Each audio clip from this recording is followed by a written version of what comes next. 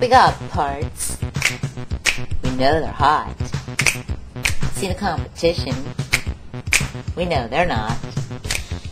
Just take a look at our stuff. You won't be able to get enough.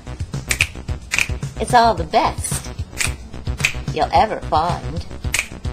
So order now or be left behind. Lifelong, the #1 choice of master mechanics worldwide.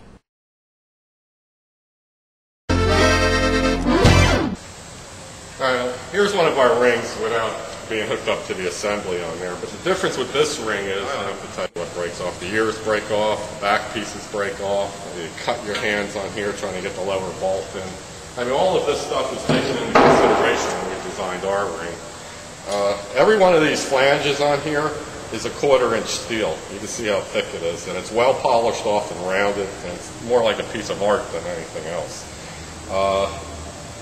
Instead of the type of ears that would hold it into the machine that would break off, we have full-length ears, and the upper one has a welded nut plate in it. So when you put it in the machine, you can hold it up with one hand, get that in there, swing it up, get the bolts in and so forth, and there's real easy access to all the other holes.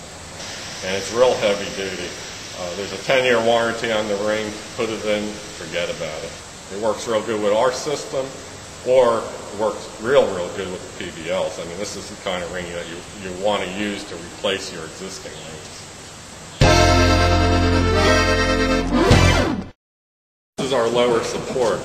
What it does is it goes onto the lower part of the ball lift. By adjusting our lower support, for every washer that is taken out, it'll pull the bottom pulley of the ball lift to the rear of the machine about a 1/4 inch. And that'll give more clearance for the ball to come in. And then in return, what you need to do is lower your Christmas tree bumpers here to get the ball lift at the right height off of the ball. And you're closer to the up rails then at that point.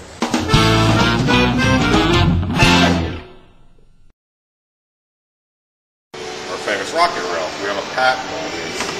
They're concave to the shape of the ball, so you have more surface area. But the most important thing in it is what we actually have the patent on, is the particles within molded right inside of the unit. When mechanics get this, what they do is they scrape the surface and they activate it. And once the surface is activated, it exposes these little particles. Can you see that on the camera? Right over in here. Well, what that does is it literally absorbs the oil as it goes onto there.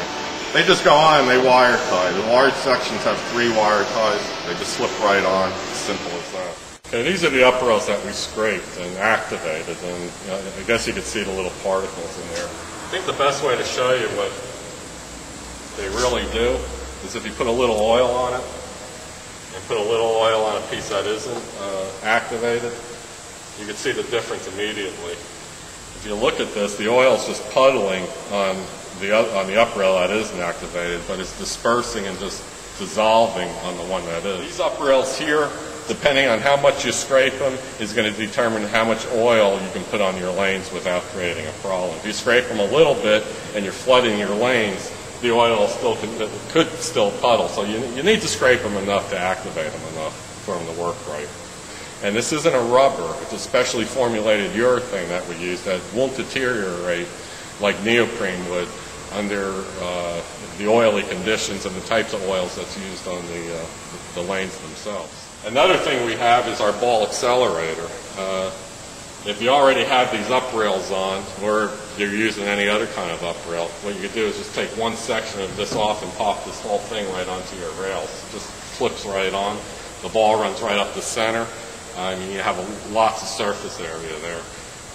It has real good gripping power, but if you're using real heavy oil and lots of it, it doesn't have the qualities that the rocket rails have with the absorbent particles. So you could build up oil on these and you need to clean them periodically.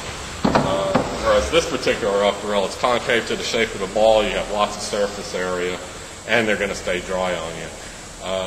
What you want to do if you ever do want to clean them, is acetone. You clean with acetone, it soaks in, dries them out, and they're just like brand new, ready to go again.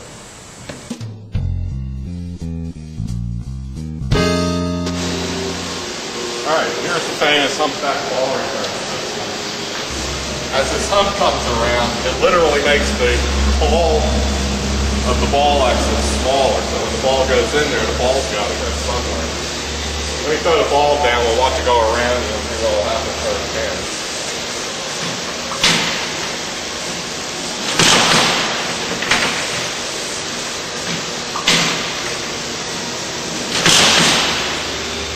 Of course, any ball return will pick up a ball if there's no oil on it.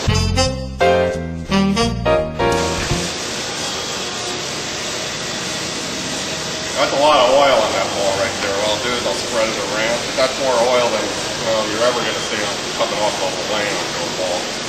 This ball right here is an old Tornado Ebonite ball. It's probably about 30 years old. It's so oily right now I can hardly pick it up. It's all over my hand. I got a little too much oil into this actually. Alright, well it's rubbing a little bit there, but that's a lot of oil. There isn't a ball return on the world market that's going to pick a ball like that up. And no center's ever going to be throwing balls down their lanes with that much oil. And this system's designed to work 100%, period, hands down.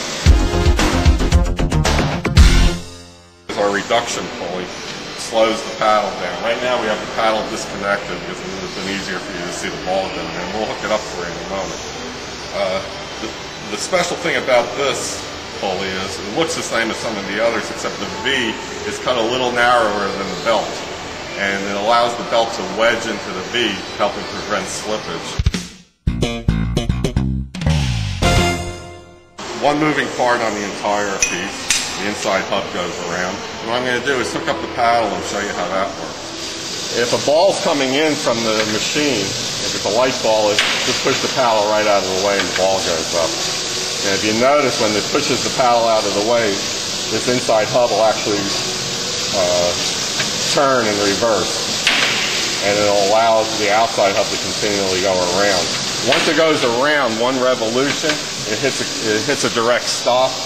And you have a direct drive. So if a pin's in there with a heavy ball, it's going to knock it out right away. But yet at the same time, it'll let a light ball go right through. There you go. Ball just pushes the paddle out of the way real lightly and resets itself. As it resets itself, you'll see that the inside hub over here just resets and goes back to zero.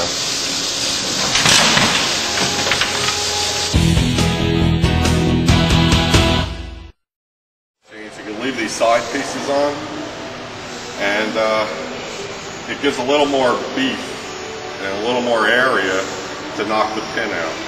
If you're on a narrow machine, what you could do is take these side pieces off and the paddle's actually beveled so that the ball will center itself easier. It's a really good paddle and has just the right amount of flexibility.